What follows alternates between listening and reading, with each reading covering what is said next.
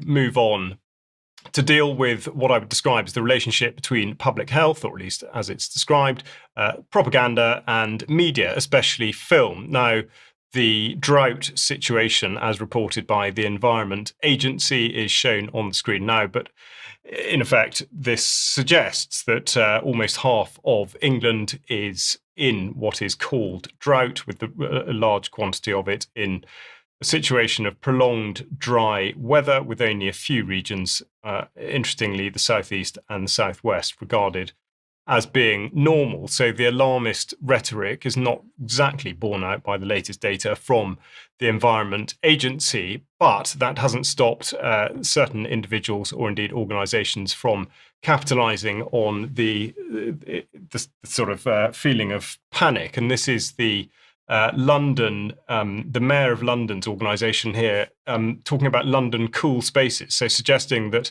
due to climate issues and the necessity for water in hot weather and all the rest of it, they have set up London cool spaces, which no doubt you can access via an app or something similar. The reason I cite this is because Sadiq Khan has form where this is concerned. This is him on stage with Matt Damon, the founder of what's called water.org. Khan, therefore, making a pledge to connect London's activities to those of Damon and his worldwide sort of campaign and organisation. The front page of the website here described as advancing the global conversation. Of course, that means that among the global partners are, of course, UN Water, WaterAid, the World Economic Forum, and a number of other usual suspects. Now, the reason I cite Damon in particular and water.org is because he too has form where propaganda is concerned, and indeed, especially the leveraging of celebrity. So we're going to look back to 2011 now, and an interview with Matt Damon after he had released the film Contagion. Among them. But right now, our best defense has been social distancing. No handshaking, staying home when you're sick, washing your hands frequently. Let me bring in Alan Crumwoody into this debate as well. Alan's a freelance journalist. He was the first to track the Shinko Busman video.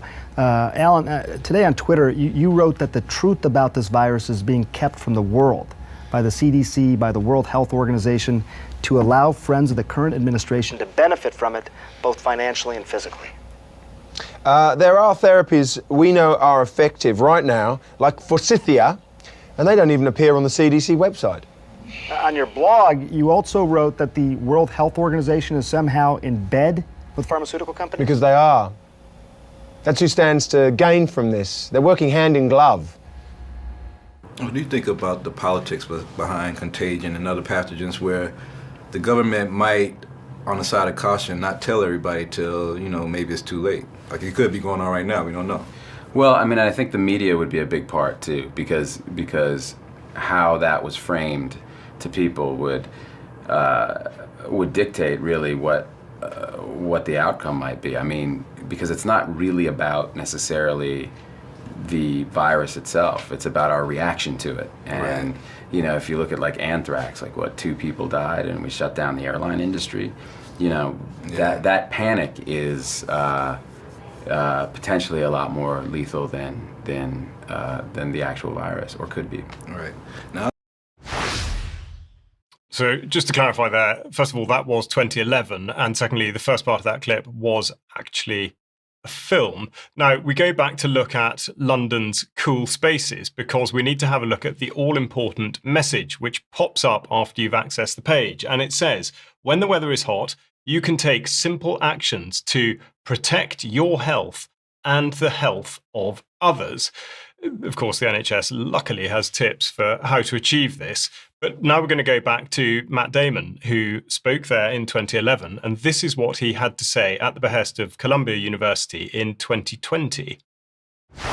And if you know anybody over the age of 55 or anyone who has any kind of pre-existing conditions, this is a lot more serious for them. So you can literally save their life just by staying away from each other. You can actually sit on the couch or in a chair like I'm doing and watch TV and save a life at the same time. You can work from home, you can use social media to communicate, you can save a few more. Now is the time to spend all the time you want staring at your phone or your tablet. And if anybody gives you a hard time about it, tell them not to bother you because you are saving lives. Just make sure that you tell them that from 6 feet away. So there we go. The incredible symbiotic relationship between the propaganda and the film industries. I don't know whether you have any comment in particular on Matt Damon or what he said. We'll keep it for extra. Yeah, we'll keep it for extra. Okay, well, in which case what we'll do is we'll finish off on a very much related topic, but it would appear that the latest news is that the Monty Python team appear to have been hired by the UK Health Security Agency in order to manage their Heat Health Alert program. So I will read it out because it says, please complete the form below to register to receive both heat health alerts and cold health alerts. The alerts are year-round, with the core HHA season running from the 1st of June to the 30th of September, and the cold heat season running from the 1st of November to the 31st of March. The Weather Health Alerting System, which is managed by UKHSA in partnership with the Met Office, underpins the Adverse Weather and Health Plan, which brings together and builds on the previous Heatwave Plan for England, first published in 2004, and the Cold Weather Plan for England, first published in 2011.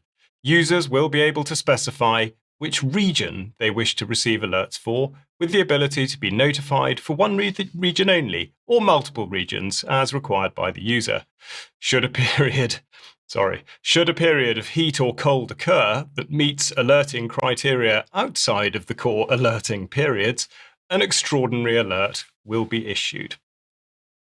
So there we have it. You know where to go in times of peril if it gets too hot, too cold, or none of the above.